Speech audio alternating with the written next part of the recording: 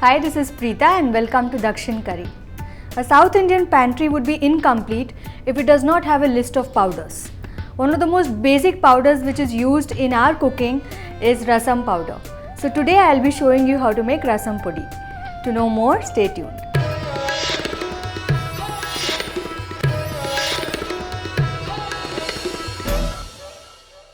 Rasam powder is very easy to make and can be stored for weeks. So let's not waste any time. Let's have a look at the ingredients which are required to make this powder. I'll be using a small dash of oil, a bit of hing here, whole hing, 6 to 7 curry leaves, 2 tablespoons of cumin seeds, 1.5 tablespoons of black pepper, around 8 to 10 dried red chillies, half a cup of whole dhania, that's coriander seeds, and 1/4 cup of tuvar. So let's start with the recipe. I have a pan here and I'm going to use extremely little oil, just enough to fry the hing. Like I told you, I have a small chunk of hing here, and what I'm going to do is I'm just going to fry this. At the same time I will add the curry leaves also. Now you have to remember that the curry leaves has moisture, so you have to dry them out completely. And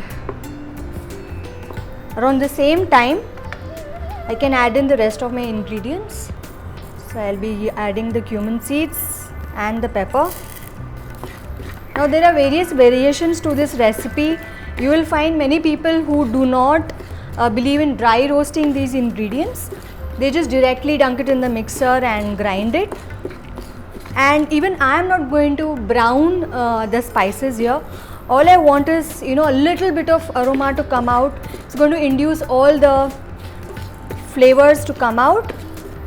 Now at this point of time, what I'm going to do is I'm going to add the dal also. Now once you made this powder, you have to store it in an airtight container in a humidity free area. And many people don't add curry leaves, but I love the flavor of curry leaves, so I'm using it in this recipe. And this rasam powder, you can use it obviously to make your tomato rasam, but apart from that you can also use it as a base for making, say, pineapple rasam or poondu rasam, which is garlic rasam. Though they usually grind it fresh and then make it, but for people who do not have time, it's always better to make and store these. So once this is I can get the aroma of dal. At this point of time, what I'm going to do is I'm going to dunk this on to a plate and I'm going to allow it to cool. Now if you feel that your curry leaves are still not dried up completely, they are starting to wilt but not wilted completely, you can add it back. And I'll be adding the dhania. Now remember that the pan is already hot, so dhania is going to leave its essential aromas very quickly. Mostly you will notice that a rasam powder, there are two main ingredients which are a little high on content, that is the correct quantity of dhania that goes into the powder, and along with that how much pepper.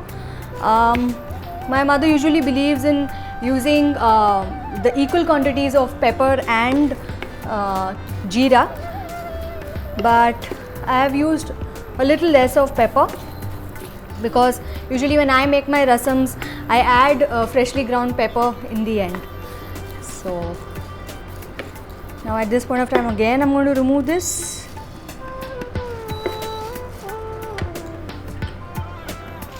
What you can also do is you can dunk in everything together and also heat it up. It's just that I don't want any one particular spice to get burnt and the other spice to be uniformly cooked. So it's always better to do it in batches. And actually the pan is so hot that at this point of time you can actually switch off your pan. This heat is enough for the chilies to get roasted, to dry roast. And now what I'm going to do is, once this is also done, I'm going to allow this to cool completely. You don't want to grind it in the mixer when it's hot, because what will happen is there's still a lot of moisture retained and then it's going to make lumps in your powder. You will not be able to store it for long. So we will allow this to cool and then we will grind it into a powder. So as you can see, our rasam powder is ready. If you get your proportions right, it really isn't rocket science. So do try it out and I'm waiting for your feedback. And definitely you're not going to forget to subscribe to India Food Network, are you? So till next time, it's Preetha signing off. Bye.